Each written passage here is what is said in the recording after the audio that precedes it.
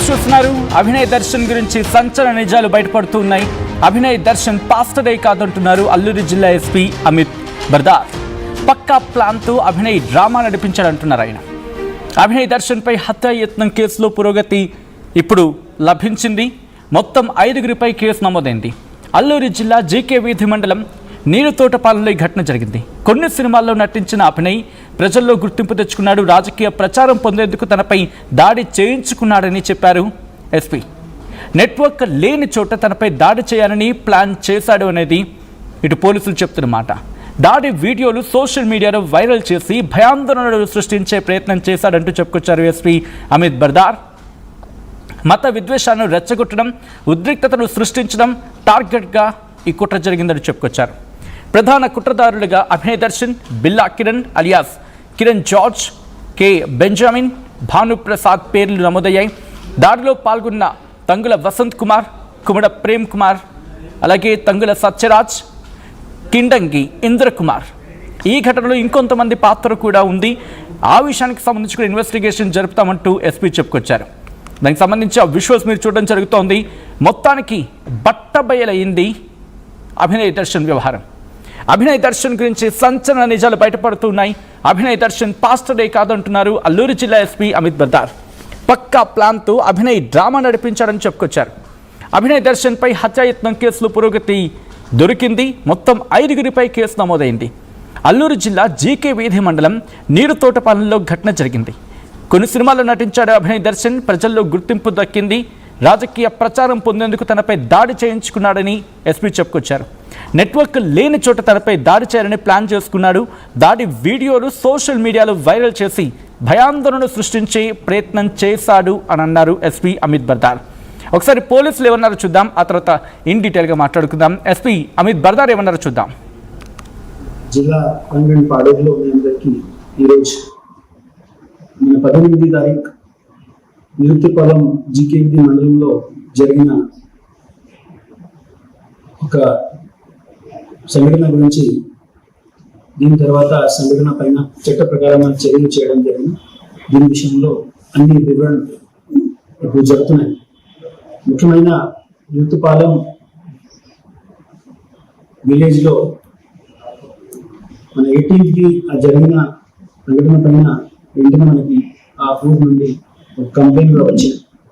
దీనిపైన మనకి పూర్తిగా ఎంక్వైరీ చేసి మన కేసు నమోదు చేయడం జరిగింది. క్రైమ్ నెంబర్ 25/26 మన జీకేవి పోలీస్ స్టేషన్లో నమోదు చేయడం జరిగింది. దాంట్లో చట్ట ప్రకారంగా రావచ్చు, ఎలాగా ఈ ఇన్సిడెంట్ జరగాలి అన్ని వివరాలు చెప్పారు.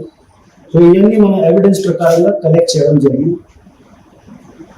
ముఖ్యమైన వాళ్ళకి డివైసెస్ కూడా సీజ్ చేయడం జరిగిన, వాళ్ళు రికార్డింగ్స్ ఏమేమి పెడుతున్నారు, ఏమేమి డివైసెస్ వాళ్ళు రికార్డ్ చేసిన. ఫర్దర్గా ఈ క్రమంలో ఇన్వెస్టిగేషన్ లో మనకి తెలిసిన అతనికి వచ్చిన యూట్యూబ్ ఛానల్స్ లో, సబ్స్క్రైబర్ బేసిస్ లో మిగతా ఎలక్ట్రానిక్ ఎవిడెన్సెస్ ని మనకి ఎగ్జామిన్ చేస్తే, సో అది కూడా మనకి తెలిసిన అతను ప్రతి month around 70 to 1 lakh rupees వరకు అతనికి ఫైనాన్షియల్ గా సపోర్ట్ కూడా వస్తుంది. ఫర్దర్ యాంగిల్స్ లో మనకి ఇన్వెస్టిగేషన్ నడుస్తుంది. ఎలక్ట్రానిక్ ఎవిడెన్స్ ప్రకారంగా, ఫైనాన్షియల్ ఇన్వెస్టిగేషన్ ప్రకారంగా, బ్యాక్గ్రౌండ్ లో ఎవరు సపోర్ట్ చేస్తారు, అతన్ని మిగతా ఏమైనా యాక్టివిటీస్ అతను చేస్తారు, ఫర్దర్ గా అతన్ని ఏమైనా ఇంపార్టెంట్ పొలిటికల్ పర్సన్ సపోర్ట్ కూడా ఉండొచ్చు. అన్ని మనకి ఇప్పుడు ఇన్వెస్టిగేషన్ లో ఎక్కడెక్కడ రావచ్చు. మనకి కంటిన్యూగా ఇన్వెస్టిగేషన్ లో ఎప్పుడైనా మనకి డీటెయిల్స్ ఇన్వెస్టిగేషన్ లో వస్తే అప్పుడు మీడియా సమక్షంలో పెడుతున్నాం. తర్వాత మొత్తం బట్టలతో సహా ఉంటున్నారు. తర్వాత వాళ్ళు అటాక్ చేసిన వాళ్ళందరూ పారిపోయిన తర్వాత అతని బట్టలు సడన్గా చంపేసి ఉంటున్నారు. సో ఆ రికార్డ్ చేసే వాళ్ళు అది ముందుగా 1 day బిఫోర్ మాట్లాడే సమయంలో ఆ మొత్తం స్కెచ్ కూడా ఎలాగా చేయాల్సిన వాళ్ళు చెప్పారు.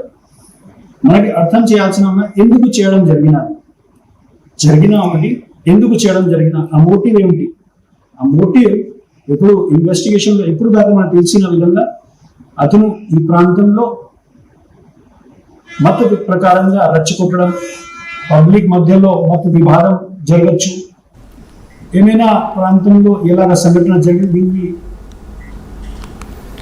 రైట్, అది పోలీసులు చెప్పుకొచ్చిన వర్షన్. అభినయ్ దర్శన్ గురించి సంచలన నిజాలు బయటపడుతూ ఉన్నాయి. అభినయ్ పాస్టరే కాదంటూ అల్లూరు జిల్లా ఎస్పీ చెప్పడం ఇప్పుడు మరింత ఈ అంశానికి సంబంధించి ఒక అఫీషియల్ స్టేట్మెంట్ అది.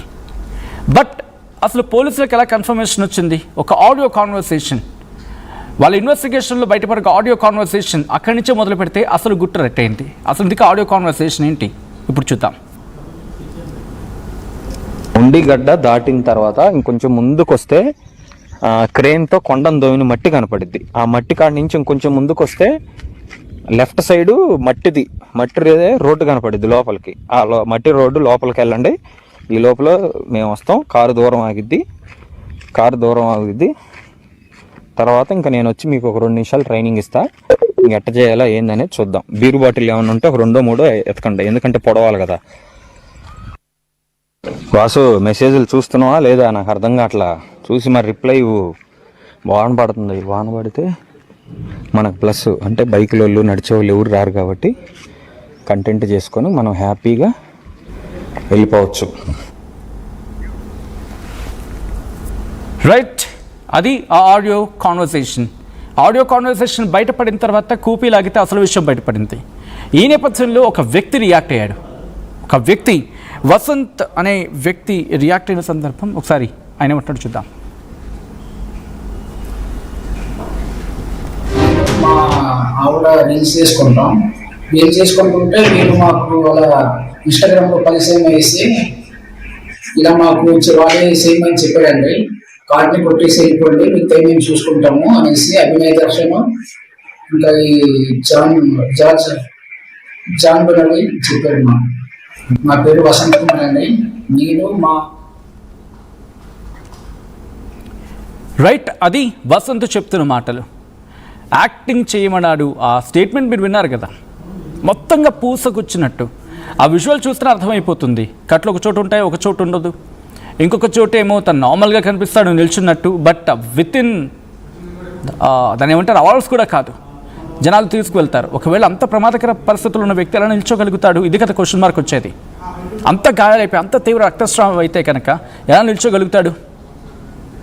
అంతే కదా, రక్తస్రావం పోనీ ఏదో కంకు దెబ్బలంటే పోనీ తెలియదు, కొంత టైం వరకు ఆ స్పర్శ అంతగా ఇబ్బందిగా ఉంటుంది కాబట్టి పోనీ నిల్చున్నాడు అనుకోవడానికి.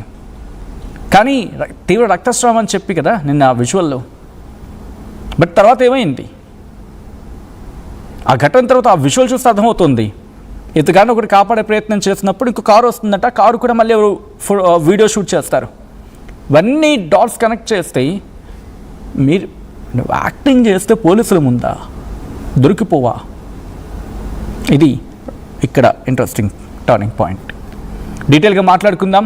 ఇదే అంశానికి సంబంధించి మరింత సమాచారం అందించేందుకు మా ప్రతినిధి రామచంద్రరావు సిద్ధంగా ఉన్నారు. రామచంద్రరావు, పోలీసుల ఇన్వెస్టిగేషన్లో ఎక్కడ క్లూ దొరికింది? ఆ తర్వాత ఎలా ఇన్వెస్టిగేషన్ వెళ్ళింది? ఇప్పుడు ఎస్పీ ఏమంటూ ఉన్నారు? ఎస్పీ పాడేరులో సాయంత్రం 5 గంటలకి మీడియాతో మాట్లాడింది. ప్రధానంగా చూసుకుంటే మొత్తం 8 మంది, ఇతనితో పాటు మరొక 8 మంది ఈ వ్యవహారంలో పాత్రధారులుగా గుర్తించడం జరిగింది. ప్రధానంగా చూసుకుంటే నిందితుడిగా మారిన ఈ పాస్టర్కు సంబంధించి క్రైస్తవ మతానికి సంబంధించి అంశాల కంటే తక్కువగా ఉన్నాయి. అయితే రాజకీయంగా ఎదగాలని ఇతర కారణాల రీత్యా అతను మరో 3గురితో కలిసి ఈ కుట్ర పన్నారు. ఈ కుట్రతో పాటు మరొక 9గురిని సాయం తీసుకున్నారు. ఆ 9గురు కూడా దాడికి పాల్పడినట్టు గుర్తించడం జరిగింది. ప్రధానంగా చూసుకుంటే దాదాపుగా జనవరి నెల నుంచి వేరు ప్రాంతాల్లో కూడా ఆయన అల్లూరు జిల్లాలో పర్యటిస్తూ వస్తున్నాడు. ఆ పర్యటనలో భాగంగా చిలకలగడ్డ, అనంతగిరి మండలంలోని పలు ప్రాంతాల్లో అతను పర్యటించిన పరిస్థితి ఉంది. అయితే ఇటీవల కాలం అంటే దాదాపుగా 10 రోజులుగా ఇప్పుడు ఏదైతే గ్రామం ఉందో ఆ గ్రామంలో నీలి తోట మామిడిపాలెం అనే గ్రామం, ఇది జీకే వీధి మండలం మొండిగడ్డ పంచాయతీ జరీల ప్రాంతంలో ఆ గ్రామం ఉంది. ఆ గ్రామంలో మాత్రం గత వారం రోజులుగా అక్కడ ఒక ప్రార్థనా మందిరంలో ఉంటూ ప్రతిరోజు పరిసర ప్రాంతాల్లో గ్రామాల్లో కూడా తిరుగుతూ ఉన్న పరిస్థితి ఉంది. అయితే ఎక్కువగా ఆ ప్రాంతంలో మంచినీటి సమస్య ఇట్లాంటి అంశాలపై కూడా ఆయన ప్రస్తావించడంతో ప్రజలు కొంత దగ్గరైన పరిస్థితి ఉంది. ఈ దశలో చూసుకుంటే ఈ అభినయ్ దర్శన్కి సంబంధించిన అంశాలపై ప్రజల్లో నిన్న మొన్నటి వరకు కొంత పాజిటివ్ దృక్పథం ఉంది. అయితే నిన్న ఈ సంఘటన జరిగిన తర్వాత ఒకసారిగా వారంతా కూడా షాక్ గురైన పరిస్థితి. ఆర్టీవీ బృందంగా మనం ఆ గ్రామానికి వెళ్ళడం జరిగింది. గ్రామంలో కొందరు మహిళలు కూడా ఆయన తమ సమస్యలపై కొంత మాట్లాడడం జరిగిందని చెప్పారు. అయితే ఇప్పుడు తాజాగా ఎస్పీ వెల్లడించిన అంశాలు మాత్రం అంశాలు చాలా దగ్గరగా ఉన్నాయి. నిజానికి చూసుకుంటే ఇతను చేసిన అభినయ్ సంబంధించిన అంశాలు ప్రధానంగా చూసుకుంటే అతను ఒక రెచ్చగొట్టే ధోరణిలో వ్యవహరించారు. ప్రభుత్వంపై కావచ్చు, లేకపోతే ఈ సమాజంలో కొంత విద్వేషాలు రెచ్చగొట్టే ప్రయత్నాలు జరిగినట్టు కూడా గుర్తించడం జరిగింది. అందులో భాగంగా ఆ యూట్యూబర్ ఎవరైతే వసంతరావు అలాగే మరికొందరు టీం వీరందరూ కూడా అల్లూరు జిల్లాలోని